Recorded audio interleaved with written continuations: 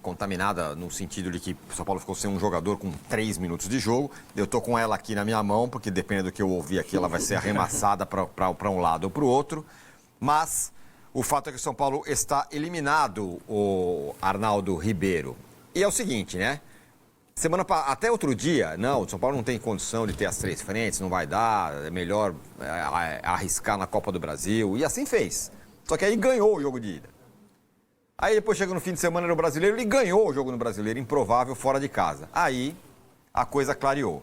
Bom, então agora vamos com tudo na Copa do Brasil. Aí deu ruim, perdeu, e o São Paulo está eliminado com todas as nuances que eu falei, Jandrei, etc e tal. Tá atrás de você, homem. Olha lá. Olha aqui. Maravilhoso. Tá vendo? Bom, Tironi, na verdade, essa... Coisa maravilhosa. O que é o futebol? Se a gente considerar, e normalmente aqui a gente analisa só o São Paulo, não o adversário, na Copa do Brasil, né? O Atlético Paranaense, na eliminatória, ele fez como o São Paulo. Então, ele, no Morumbi, ele foi com um time quase todo reserva mesclado. E na partida de volta, foi com tudo. Inclusive em relação a ambiente e tal, ingresso mais barato. O São Paulo, a gente não consegue lidar, como a gente analisou Palmeiras e Corinthians, é mais fácil, a gente conhece Palmeiras e Corinthians lado a lado. O Atlético Paranaense tem para o São Paulo, tem para com o São Paulo, a maior rivalidade interestadual da sua vida, desde há 20 anos. O presidente do Atlético, ou o homem forte do Atlético, estava lá nas numeradas com o branco na tribuna, como esteve nesses últimos 20 anos transtornado com o São Paulo pelo fato da final da Libertadores, o São Paulo não ter jogado na Arena da Baixada, ter jogado no Beira-Rio. Então, o que o Petralha fez para esse jogo, a gente já esperaria que ele faria. Talvez, eu não sei se todos do São Paulo, o Casares, o Hernan Crespo, mas a gente não viu a Arena da Baixada nenhuma vez desse jeito o ano todo, desde que o time caiu. Aliás, desde o ano passado. Então, para esse jogo, seria um jogo diferente, um outro clima, um clima de decisão. Com um gol só de diferença, o Vessone falava aqui, é um gol só de diferença. Numa eliminatória, um gol só de diferença não é uma garantia. Quando você perde um jogador, o goleiro, expulso com 3 minutos, aí a coisa não é... E aí que tá, né? Não foi que o São Paulo perdeu o goleiro como o Palmeiras perdeu o Aníbal Moreno, que o cara deu uma cabeçada, perdeu a cabeça. Não, né? Foi num lance, um estourão, o Arboleda e o Alan Franco ficam indecisos, a bola quica de uma forma diferente no sintético, ela quica, ela prende, e o Viveiros, que é excelente, como disse o Crespo, gostaria de ter contratado o artilheiro da Libertadores, mas quem contratou foi o Atlético Paranaense, sai na frente e tem o lance com o Rafael. O lance do Rafael, ele é discutível. Ele não é... E por ser discutível, eu acho que o árbitro exagerou no lance, ou pelo menos não referendou a sua opinião vendo as imagens do VAR. Mas aí é uma outra questão. O árbitro em questão não era árbitro para jogar, para apitar as oitavas. E foi uma escala suspeita, que eu falei aqui. A escala do senhor Felipe Lima, ela não condiz com o resto da escala.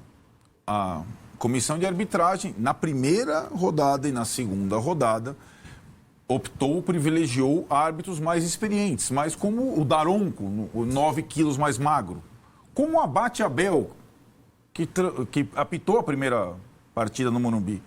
O senhor Felipe Lima, que é de Minas Gerais, ele não pode mais apitar jogos do Atlético e do Cruzeiro. Ele é péssimo. Ele é um árbitro que intervém, é um árbitro que não tem bom senso. Ele é péssimo. O primeiro tempo do jogo foi o primeiro tempo do senhor Felipe. Nem Atlético e nem São Paulo jogaram, né? E ele tomou uma decisão, ele deu um cartão amarelo para o Bobadilha com 20 segundos e expulsou um goleiro com 3 minutos. A partir daí, o plano do estratégico do São Paulo foi segurar o 0-0, né? E o Atlético, sobretudo no segundo tempo, conseguiu fazer uma pressão, mexeu bem no time. E o Atlético tem alguns jogadores, fora o Viveiros, que caberiam muito bem no São Paulo. O Esquivel fez o gol, um deles. O Zapelli, outro. O menino que entrou na ponta direita, outro. O Atlético tem bons jogadores, mas ele estava sem perspectiva. O Atlético está destruído emocionalmente por ter caído para a segunda divisão. Na Copa do Brasil ele tem um flanco. Ele encontrou um flanco, né? E acho que o Atlético mereceu a vantagem pelo menos a vantagem mínima para levar a decisão por pênaltis. E aí é aquilo que o Mancini contou que acometia o Palmeiras há algum tempo. Quando você joga mata-mata nos moldes atuais no Brasil e na América do Sul, ou você está preparado para pênaltis ou você está roubado, porque o adversário passa a jogar por 2 resultados. Em tese, você, com 1 a menos por mais de 100 minutos, ir para os pênaltis não é uma má notícia. É uma possibilidade. Eu segurei o máximo, tomei 1 gol, vou para os pênaltis. Mas o São Paulo hoje vai para os pênaltis e você, já como o Mancini falava todas as vezes que tinha decisão para o pênalti, o Palmeiras você desiste. Isso vem desde o ano passado. Eu brinquei da praga da Supercopa, porque o ano passado o São Paulo foi eliminado nos pênaltis pelo Botafogo na Libertadores. E esse ano tem uma performance incrível nas cobranças. Todos os jogadores do São Paulo já perderam pênaltis. Caleri já perdeu, Ferreirinha já perdeu, Luciano já perdeu. E esses nem estavam no campo. Então, quando você vai para os pênaltis com o goleiro reserva e sem batedor, você fala, estou roubado. Não é uma possibilidade. O que poderia ser numa circunstância de você perder o goleiro com 3 minutos. E aí, eu acho que aí quando você pergunta, o São Paulo deu o vexame de ser eliminado pelo time da 2ª divisão na Copa do Brasil? Não. Ele deu o vexame nos pênaltis. Ele deu o vexame de não se preparar por um fato diferente num jogo de futebol, que é ter o goleiro expulso com 3 minutos do primeiro tempo, né? E aí você tem que contar com essa possibilidade da decisão. O Jandrei emulou Muralha, foi todas as vezes para o mesmo canto, pulava lá no... E o São Paulo, com os batedores, o Sabino sapateou e perdeu. O Sabino sempre sapateou. Ele era o cobrador pênaltis do Sport sapateando, o que a gente acha horrível e ridículo. O Alan Patrick sapateou e perdeu também, depois mudou a cobrança. Não dá. Ele perde. Quando você tem lá Sabino, Tapia e Jandrei, quando o Jandrei... E aí acho que aparece a figura do Jandrei, que sem o Zubeldia virou o vilão. Se tivesse o Zubeldia aí ainda a baila, tudo seria concentrado nele, né? A estratégia de colocar, ou de substituir o Rodriguinho pelo Jandrei, ou de... Eu acho isso aí uma sacanagem, cara. Mas ele merece, gente. Mas merece por quê? Quem quis pegar a bola? Pra que o goleiro vai pegar a bola? Merece por quê? Ele merece. Era só ele ficar na dele. Para, cara. assim, Ele teve a... Pegar a bola pra quê? Pra bater o Pra pênalti? bater o pênalti. Qual o problema, cara?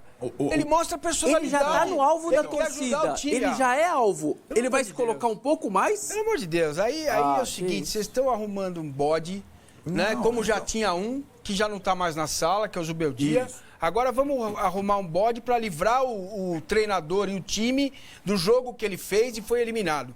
Peraí, pô. Então. Se o jogador não toma iniciativa é porque é o Jandrei, mano. Não, ele não precisa tomar, ele é goleiro. Cara, e daí, cara? Pô, que mundo Não. você vive, irmão? Não. Você vive em 1920? Então, não, O acho- cara tomou frango? Não. Não, então. O cara fez um bom jogo depois que entrou numa roubada? Fez. Ele tomou frango. O gol não foi um frango. Eu também acho. Pelo O gol amor de desvia. Deus, cara. A bola desvia.